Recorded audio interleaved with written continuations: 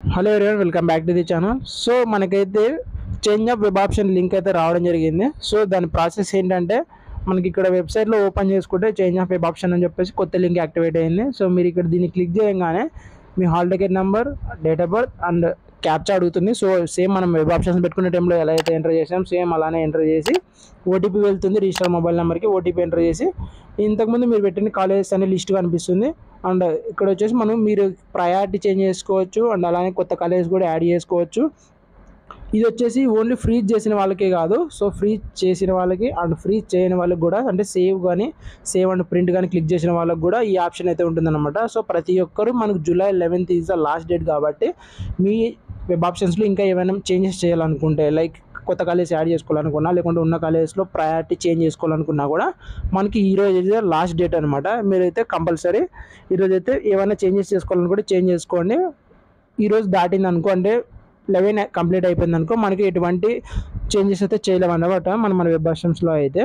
So అందుకోసమే ఇక్కడ click చేసి మీ వెబ్ ఆప్షన్స్ అన్నీ కనిపిస్తాయి కదా, అక్కడ మీరైతే ఏమైనా చేంజెస్ చేసుకోవాలనుకుంటే చేంజెస్ చేసుకోండి. అండ్ అలానే తర్వాత మనం ఫ్రీ చేయాల్సిన ఏం అవసరం లేదు. సేవ్ అని క్లిక్ చేసినా కూడా ఆటోమేటిక్ సేవ్ అయిపోయి లాస్ట్ డేట్ అనేది కంప్లీట్ అయిపోయిన తర్వాత ఆటోమేటిక్ అన్నీ ఫ్రీజ్ అయిపోతాయి అనమాట. సేవ్ క్లిక్ చేసినా కూడా మన లిస్ట్ అనేది ఫైనల్ అయిపోయినట్టే. ఫ్రీజ్ క్లిక్ చేస్తేనే మన లిస్ట్ అనేది ఫైనల్ అవుతుంది అని చెప్పేసి ఏం లేదు.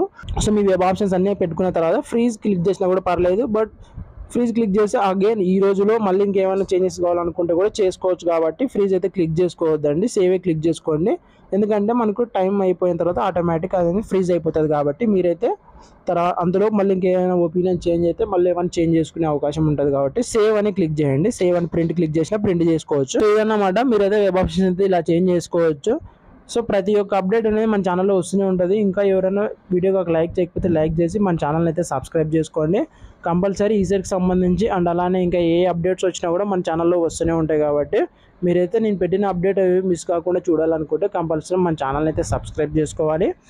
అండ్ ఇంకా ఎవరైనా ఈసెట్ కమ్యూనిటీ గ్రూప్లో జాయిన్ అవ్వకపోతే వాట్సాప్ కమ్యూనిటీ గ్రూప్లో దాని యొక్క లింక్ వచ్చేసి మన ఛానల్ బయోలో ఉంది. ఒకసారి అక్కడ క్లిక్ చేసి అయితే జాయిన్ అవ్వండి.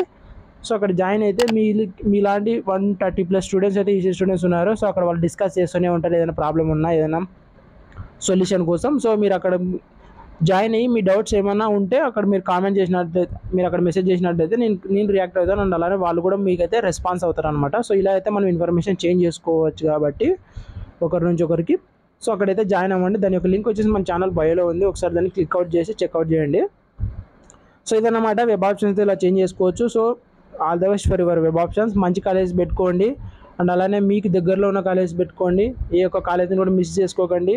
మీకు వచ్చే కాలేజే కాకుండా, అంటే మీరు చూసిన కట్ ఆఫ్ ర్యాంక్స్కి వచ్చే కాలేజే కాకుండా ఇఫ్ ఇన్ కేస్ ఆ కాలేజ్లో రాకపోయినా కూడా ఏదో కాలేజ్లో సీట్ వస్తుందని తెలిసింటుంది కదా, సో అదైనా కంపల్సరీ పెట్టుకోండి. సేఫ్ ఉండడం కోసం కొన్ని కాలేజెస్ ఎక్కువగానే పెట్టుకోండి. ఎందుకంటే ఒక్కొక్కసారి మనం పెట్టిన కాలేజెస్లో సీట్ రాక 1 year వేస్ట్ చేసుకుంటారు. కాబట్టి సో అందుకోసమే సేఫ్ ఉండడం కోసం కొన్ని ఎక్కువ కాలేజెస్ని యాడ్ చేసుకున్నాను అనమాట. సో ఇది మీ వీడియోలో ఇచ్చిన information. So see you in the next video. Bye by.